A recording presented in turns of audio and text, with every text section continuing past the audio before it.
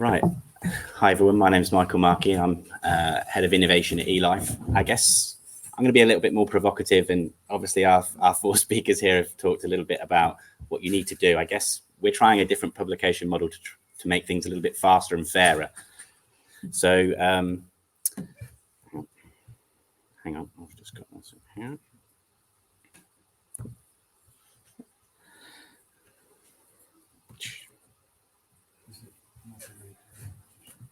Here we go.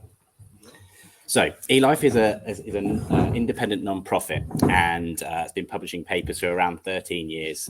It's a selective title across the life sciences, biology and medicine, including computational biology.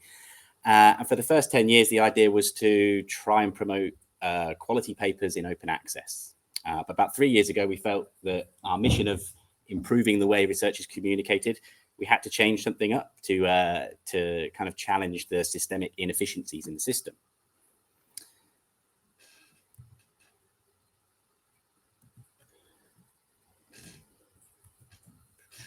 How's this moving along, this one?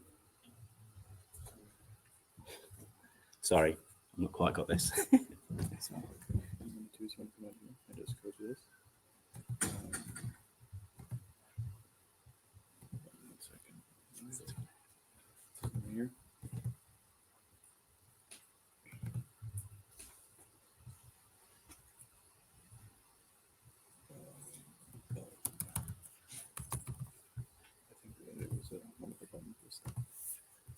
Here. Right, we're fixed. So we've now got something what we call the publish, review, curate model, and basically decoupling, disseminating the article from its evaluation. So there's lots of different flavors of PRC, but basically what we're saying is that an article gets published first as a preprint, so it immediately goes out there. We then, as eLife, provide public reviews and assessment of that preprint, which means they're all linked together, but they're importantly a standalone contribution. And then the content gets curated, and this can take many different forms. But for eLife, we provide what we call an eLife assessment, which talks about the strength of evidence and the significance of the findings. So how does that work? We'll talk about how we decide in a couple of slides' time.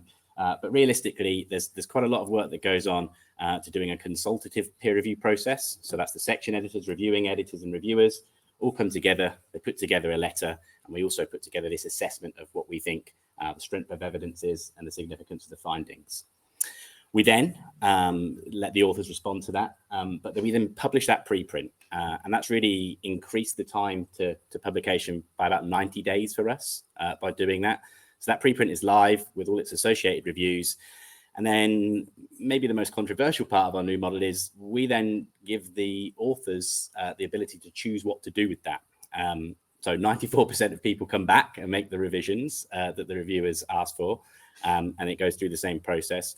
But we're actually not making accept reject decisions through our review process anymore. We're allowing the author to decide, no, I'm happy to make that a version of record, or if they're not happy with their reviews or would like to go somewhere else, they can take it to another journal.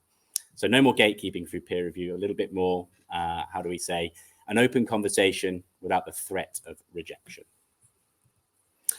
So why have we done this? It's to create value, really. And I think we all believe that what you publish should be counted, not where you publish. So we want to try and create a different culture around that.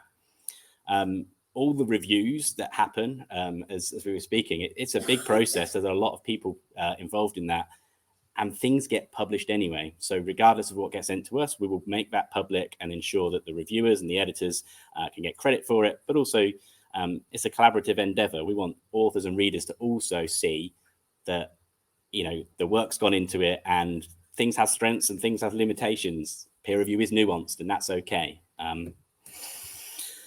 So how do we select what to review? So we're quite we're a selective journal at the moment, and how do we choose reviewers? So I think we've heard from earlier panelists. It's easy to find reviewers if they are interested in reviewing that topic.